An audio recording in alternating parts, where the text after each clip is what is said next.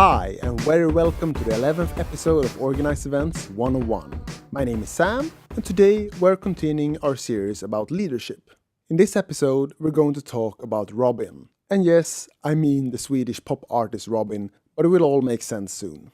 As I have talked about before, in NärCon we educate our organizers in a lot of areas, including leadership. It is mostly I who hold lectures, but my dear friend and colleague David has developed a lecture which is all about leadership, which all new organizers have to attend. In this lecture, he presents his 3 principles of leadership, which I will talk about in this episode and the following ones. And the first principle is, Robyn is not a leader.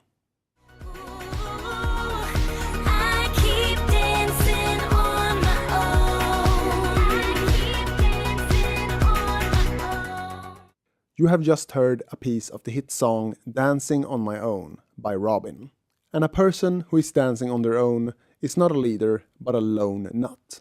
But if you are instead dancing with others in a group, then you are a leader, and it's a party and it's a movement. And what is it that changes a lone nut to a leader of a powerful movement?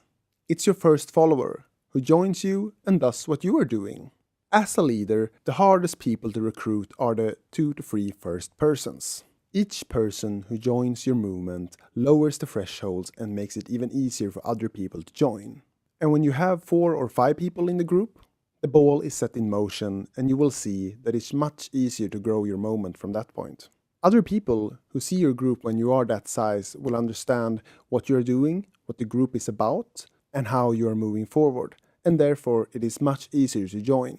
When someone as a leader creates a big movement or organization, they will often get credit for their work, which is fair of course. But someone who is often missed and contributed just as much to the movement as the leader is the first follower.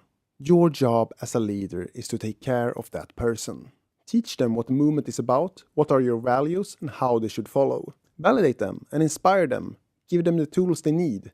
Show them how you should dance. And that the movement is not about you, but about a greater cause. Take if you have an anime convention. The focus should be, for example, on spreading the anime culture, attracting more people and getting happy visitors. Not about making yourself a famous person and having people who serve you Japanese drinks. And this last piece is maybe the most important one to think about. When you want to start something, you have to make sure that your focus is about your vision and your grand goal, not about you. Inspire your follower and get them aboard the train towards your dream and vision. There is a great TED talk by Derek Sivers called How to Start a Movement, which actually shows a lone nut dancing by himself, who is then joined by one other person, which the leader validates and shows them what the dance is all about. And soon enough, the dance has snowballed and hundreds of people have joined, and all of this happens in just a couple of minutes. To summarize, as a leader, the most important person you will encounter is your first follower. That person is the one who's gonna make it possible to create a movement. Take care of them. Encourage, teach, validate, and inspire them. Show them what your movement is about and give them the tools they need and get them aboard your dream and vision. Thank you for listening to today's episode.